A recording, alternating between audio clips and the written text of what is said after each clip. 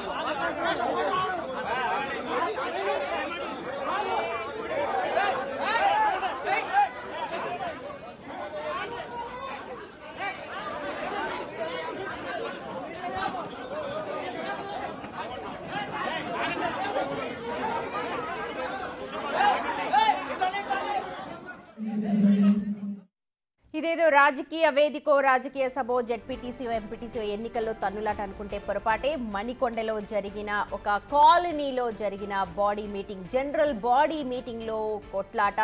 Association సభ్యులపై విచక్షణారహితంగా పద్మారావు అనే వ్యక్తి దాడి చేశాడు. అసోసియేషన్ ని అడ్డం పెట్టుకుని దాదాపు 2 కోట్లు దండుకున్నాడు అని చెప్పి అసోసియేషన్ సభ్యులు కాలనీ వాసులందరూ కూడా చెప్తూ ఉన్నారు.